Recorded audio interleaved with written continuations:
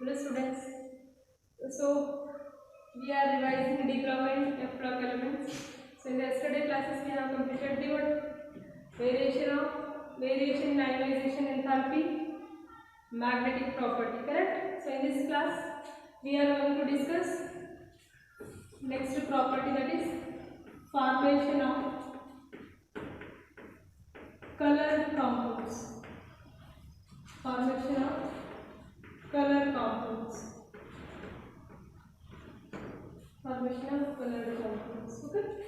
So you may observe that nickel plus 2, nickel sulfate. What is the color of nickel sulfate? Green. And you may also observe that copper sulfate is what? Sky blue in color. Copper sulfate color is what? Blue in color. In the laboratory you might observe the what? Nickel sulfate, it is green in color. Copper sulfate blue in color. Correct? So these compounds are D block elements, forms color. D block elements forms what? Colored compounds. The D block elements formation of color, or the formation of color compounds by D block elements is due to two reasons. One is presence of unpaired electrons,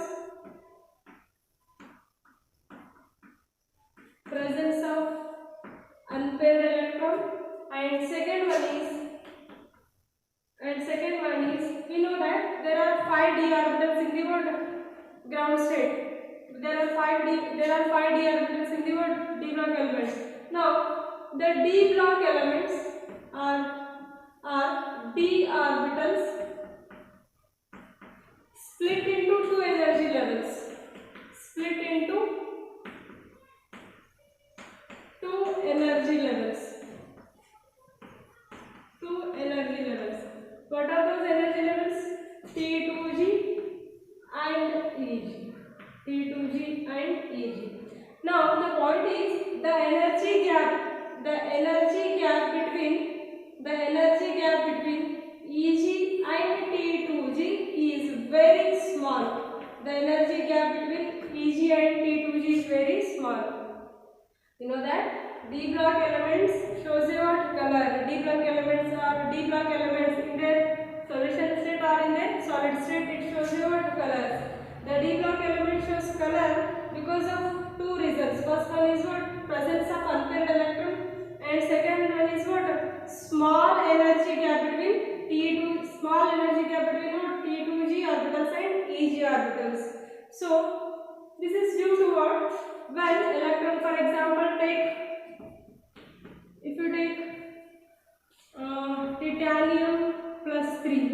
if you take titanium plus 3, ion, it will show what? Violet color. It will show you what? Violet color. Correct? Titanium plus 3 shows you what? Violet color or purple color. The violet color of titanium plus 3 is due to what is the configuration of titanium? It is 3d to 4s2. 3d to 4s2. Correct? Now titanium plus 3 means remove 3 electrons, 2 from 4s and 1 from the 3d. So what will be the configuration of 3d1? 4s0. Now in a titanium plus 3 it shows violet color. Okay. Now titanium plus 3 is having a what? 1 electron. That 1 electron will be present in a what? Lower energy shell, that is in ground state. That 1 electron is present in a ground state. When titanium plus 3 ion absorbs some energy, it will get activated. It will be what? Active. When the electron becomes active, it will go to what? Higher energy state. Which is the higher energy state? Eg is the what? Higher energy state. Always we know that higher energy states are unstable. Higher energy states are what? Unstable. So it will no longer be remain in the what? Higher energy state. Again it will come back to its what? Ground state. While coming back to its ground state, it will emit energy. In the form of a what? Light, or that shows you what? Color. It will emit the radiations, and it will emit the energy in the form of what? Light. That is why the d block elements are showing a what? Color. D block elements are showing a what? Color. So you know that d block element shows color mainly because of two reasons. One is presence of unpaired electron, and second one is what? D orbitals. The energy gap between the T2J and DG is small. When the energy gap is small, easily the electron which is present in the ground state, it can go into what? It can move to a what? Higher energy state. Is it clear? So this is why the coding D block element shows a what? Color. D block element shows a what? Color. You may expect a question from this concept. What will be the questions? Which type of questions may arise in the exam? For example, copper sulfate is blue in color. Copper sulfate is blue in color, whereas zinc sulfate is colorless. So what should be the answer? What is the answer? This is a question. Copper sulfate is blue in color, while zinc sulfate is colorless. Give reason or explain it. So copper sulfate, how it dissociates? Cu plus 2, SO4 minus 2, correct? How zinc sulfate dissociates? It will dissociate into zinc plus 2 and SO4 minus 2, correct? Now write the configuration for the Cu plus 2. Sulfate is common for both the compounds, correct? Sulfur is common for both the salts. Now what is which ion is here? So Cu plus 2 here, Zn plus 2. Now write the configuration for the Cu plus 2. Cu plus 2 configuration will be argon 3d9 4s0. Is it or not? For copper we write 3d10 4s1. 3d10 4s1. For copper plus 2, remove one electron from 4s and one electron from 3d. It will be what? 3d9 4s0. Is it visible or not? For Cu plus 2, what is the configuration? 3d9 4s0. 3d9 4s0. 3d9 means 1, 2, 3, 4, 5, 6. Sorry, 5, 6, 7, 8, 9. You have one unpaired electron. Is it or not? You have one unpaired electron. So this unpaired electron which is present in ground state, it will excite to a higher energy state. Higher energy states are what? Unstable. So again coming back to its ground state, it will emit a what? Color. Okay.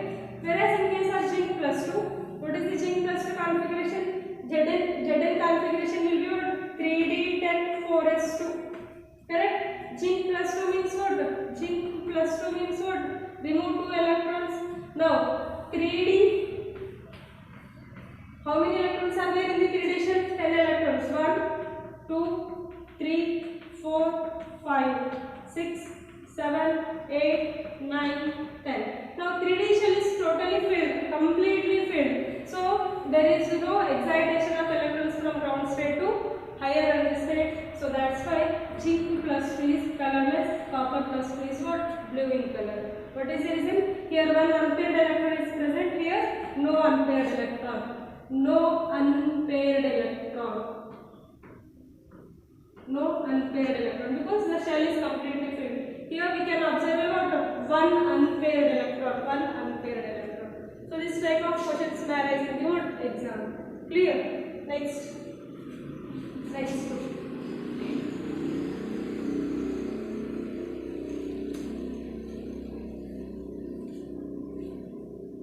Now check whether these are having a color or colorless.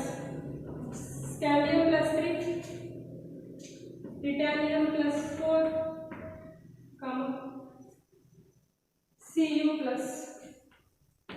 Cu plus. So whether these are having a color or colorless. Check whether these are having color or not. Now scandium plus 3. What is scandium configuration? For scandium it is 3d1 4s2. Correct? Scandium plus 3 means what? 3d0 4s0. So there is no electron in the what? 3d shell. So it is what? Colorless.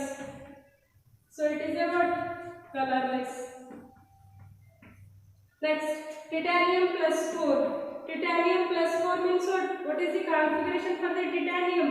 For the titanium, it will be 3d to 4s2. 3d to 4s2. Titanium plus 4 means it will be what? 3d0, 4s0. When there is no electron in the 3d shell means there is no excitation of the electron. So again it is a what? Colorless. Colorless. Next, Cu plus.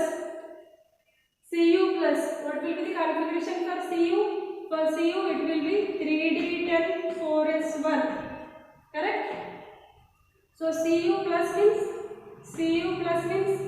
3d10 4s1. 3d10 means what? All electrons are completely filled in the what? Shell.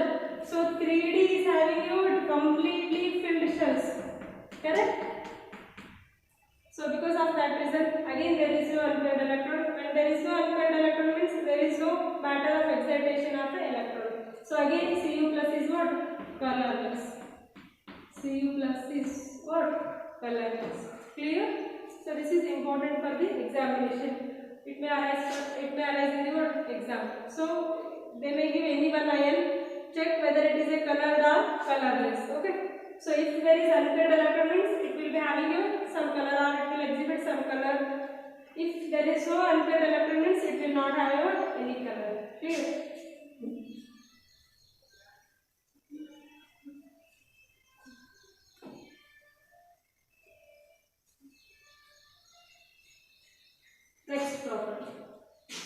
Next property. Formation of complex compounds. Formation of complex compounds.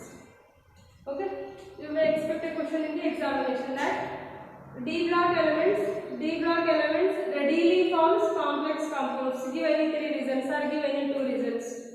Are you getting? D block elements readily forms complex compounds or readily forms coordination compounds. Give any 2 or 3 reasons. Okay. We know that. What is complex compound? What is complex compound? Complex compounds are those compounds or complex compounds can also be called as what? Coordination compounds. Complex compounds can also be called as what? Coordination compound. Then what is coordination compound? What are coordination compounds? Coordination compounds are those compounds where central metal atom or ion, where central D block metal atom or ion, D block, we are discussing D block, right? So D block metal atom or ion is linked to or is bonded to a fixed number of definite number of ligand. So those are said to be what? Coordination compounds. D block metal atom or ions are bonded to a or attached to a n number of definite number of ligands to form a what? Coordination compound. Now between metal and ligand which type of bond will be present here? Coordinate bond. Which is the bond present here? Coordinate bond. Correct? So we will discuss in detail in the coordination compounds. Okay. Now what is the reason? What are coordination compounds? Coordination compounds are the compounds where the central metal atom or ion is linked to definite number of fixed number of ligands. So it will form a coordination compound. Next, reasons for the coordination compound. Reasons for the formation of coordination compound is, first one is small size. We know that D block elements are having a small in size. D block elements are having a small size. So this is first reason. Second reason is high ionic charges. High ionic charges, or it can have a variable oxidation state. Is it or not? In case of manganese, in case of chromium, we can have ionic charges up to what? +2 to what? +7. It means it is having a what? Ionic charges will be high for the D block elements. So this is the second reason. Ionic charges are high. Third reason is availability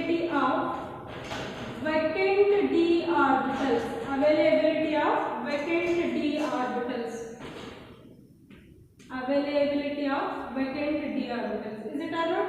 First one is small size, second one is high ionic charges are there, third one is availability of vacant d orbitals. What it means?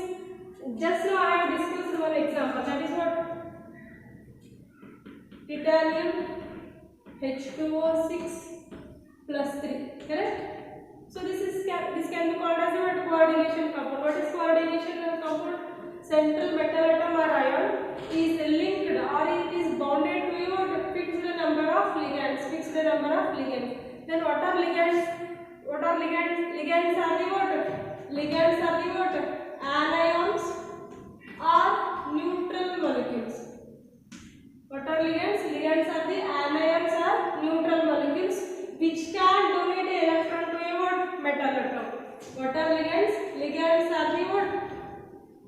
What are ligands? Ligands are the anions or neutral molecules which can donate a what? Electron pair. Which can donate a electron pair. So those are said to be what? Ligand. Clear? So now look at this example. So titanium, we find the oxidation state of titanium here. Take it as X plus 6 H2O molecules are there. H2O molecule is a what? Neutral molecule. So it means charge will be 0, which is equal to what? Plus 3. So what is the oxidation state of titanium here? Plus 3, correct? Now titanium is having plus 3 oxidation state. Titanium plus 3 oxidation means what will be the configuration? 3D1 4s0, correct? Titanium means 3D2 4s2. Titanium plus 3 means 3D1 4s0.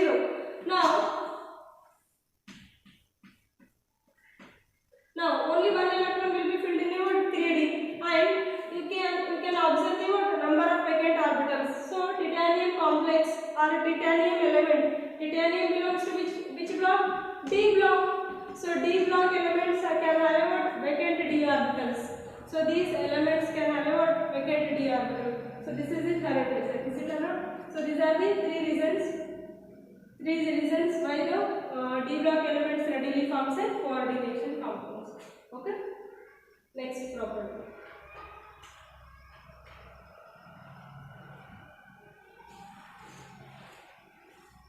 Next property, catalytic property.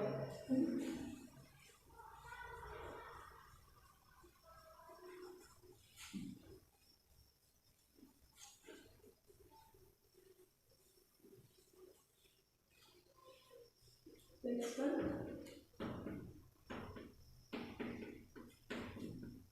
Catalytic property of D block elements. Catalytic property of D block elements. Then what are catalysts? What are catalysts? Catalyst means what? Catalyst is a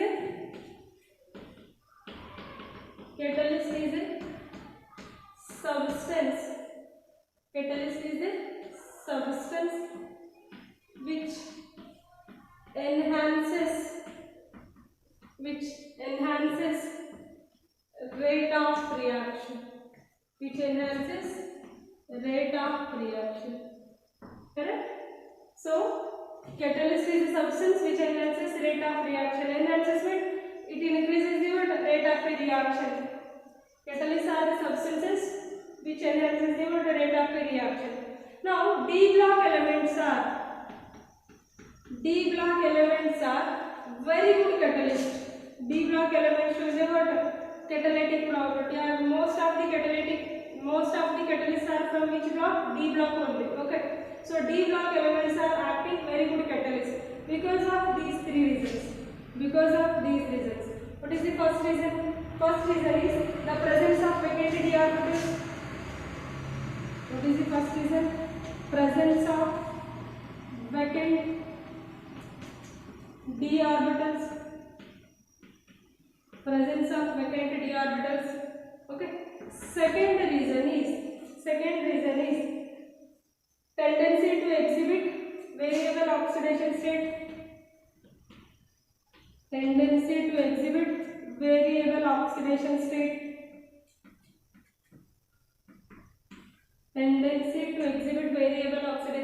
state. Third reason is forms intermediates with the reactants. tendency to form intermediate with reactants. Intermediate with reactant. So this is the third reason. So react with what? Catalyst. It form an intermediate. That intermediate finally leads to what? Formation of a product. So catalyst enhances the what? Rate of a reaction. So what are the reasons? Presence of vacant or d orbitals, variable oxidation states. Third one is what? Tendency to form intermediate with the reactants. So then what is intermediate? Catalyst first react with the what? Reactants. Catalyst, for example, if you are taking nickel, take it as a nickel. So catalyst first react with the what? Catalyst first react with the what? Reactants. Now the bonds between reactant and catalyst will be what? Weak bonds. The bond between catalyst and reactant will be what? Weak bond. And it will form it. Catalyst react with reactants and forms a what? Intermediate. Now this intermediate is nothing but what? The reaction between what? A reactant and catalyst. It will have what? Weak bonds. Now the bond between now in the intermediate case, the bond between catalyst and reactant will be broken and it leads to what? Formation of a product.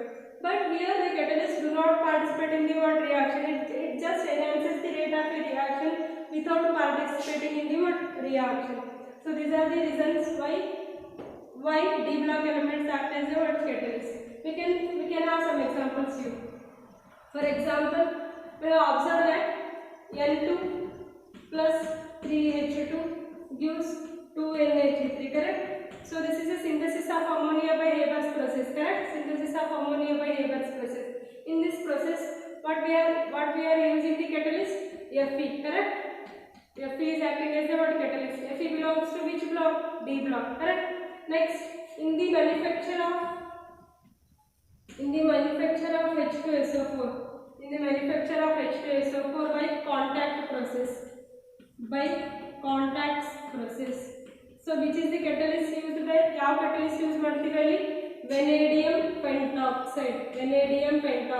Vanadium belongs to D block, correct? Now you can use the word catalytic hydrogenation of alkenes.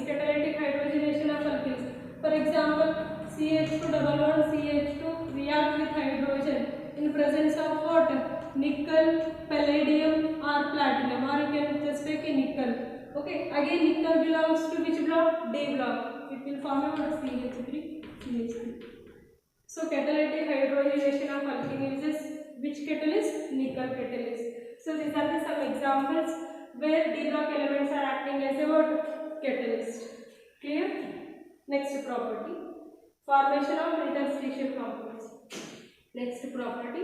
Formation of interstitial compounds. Formation of interstitial compounds. Next property.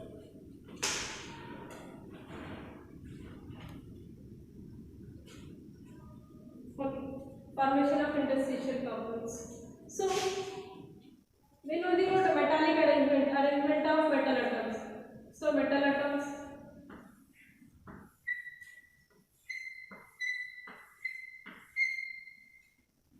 take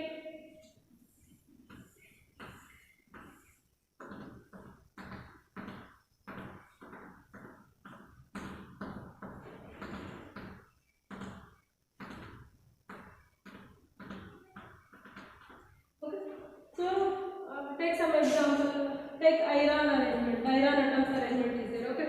So in this arrangement, we will be having out in this sphere metal atoms will be present. In this sphere metal atoms will be present. Okay. In the solid structure. Okay. Now between the spheres or between the metal atoms, there will be a wide space. There will be a wide space, or there will be a empty spaces. Correct. There will be empty spaces.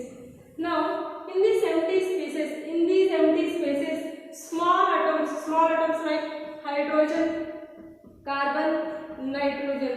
So these are the what small atoms. Is it or not? Carbon, nitrogen belongs to what p block elements. So across the period size will be what decreasing. So carbon and nitrogen are having what small size. Even hydrogen also having what small size. Now when these small atoms trapped inside the what crystal structure, trapped inside the crystal lattices, then those compounds are said to be what interstitial compounds. What are interstitial compounds? Compounds formed. You can write the definition. Compounds formed where small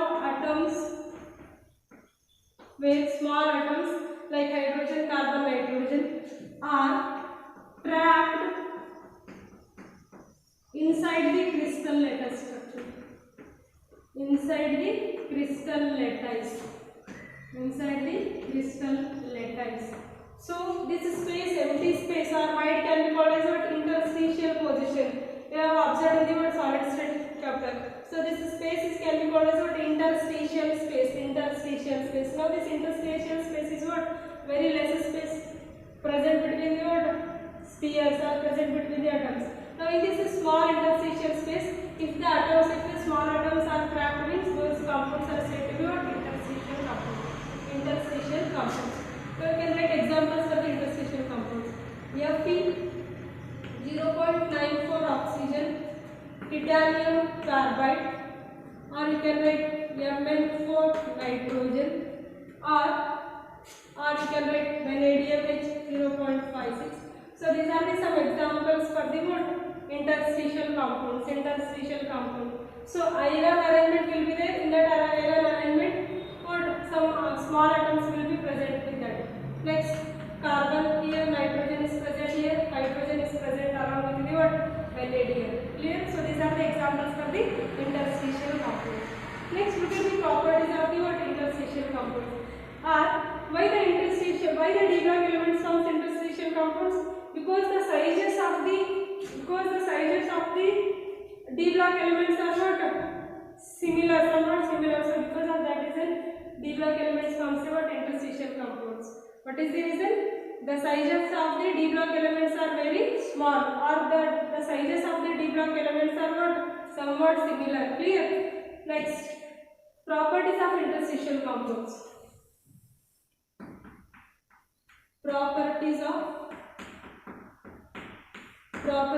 interstitial compounds. So properties of interstitial compounds. What are the properties of interstitial compounds?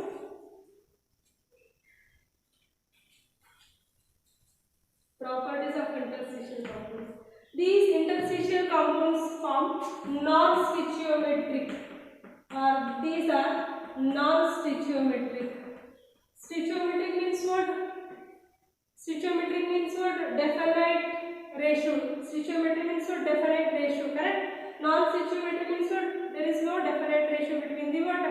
Trapped atoms and the host cell and the host atoms. For example, if vanadium is present in one atom, hydrogen is in what fraction, that is 0.56. It is in your decimal. So these are not forming a what stoichiometry, or these are non-stoichiometric compounds. Second one is these interstitial compounds are hard. These interstitial compounds are hard compared to These are hard compared to its host atoms. Host atoms. So the structures which are not having a small atoms in their interstitial positions, they will be what weak compared to the compounds which are having small atoms in their interstitial position. Artha agtidena? The interstitial compounds are hard compared to its host atoms. Okay. Third one. These will have a what? High melting point. Melting point will be high, and these are hard means the melting point will be high compared to what its host atoms. So these are the properties of interstitial compounds. Clear? Next, these also retain the what? Metallic conductivity. Fourth one is what? They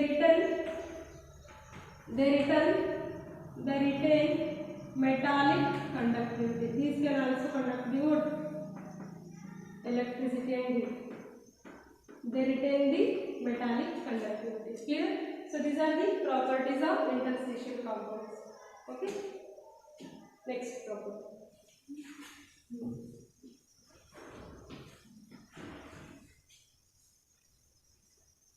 Next property. Formation of alloys.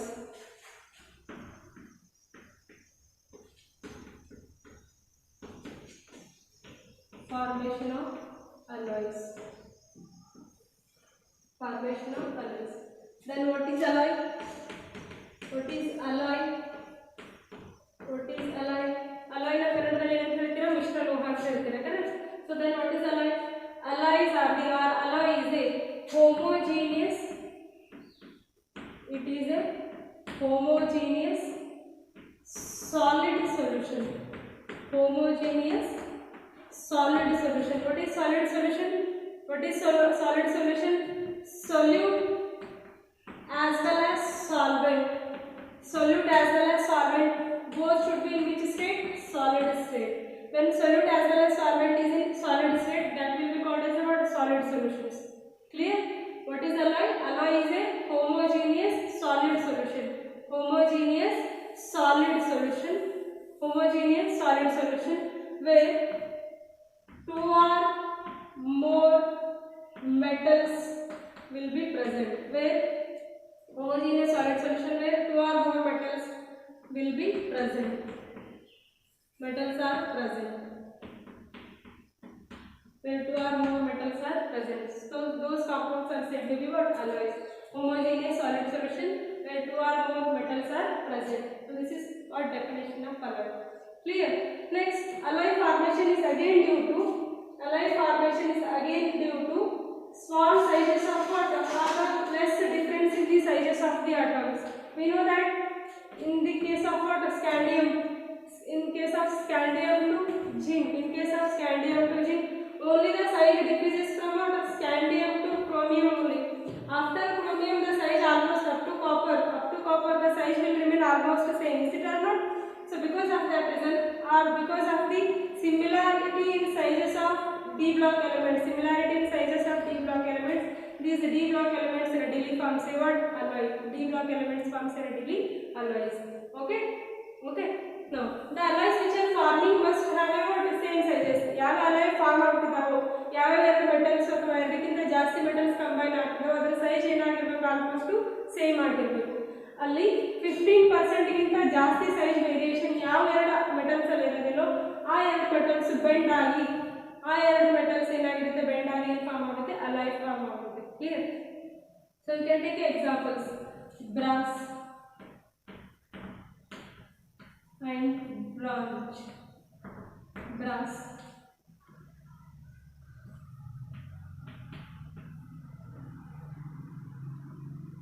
Okay, in a brass, what is the combination? Zinc and copper. Okay, zinc and copper. And bronze is your another alloy. Where what are the constituents of bronze? It will be what?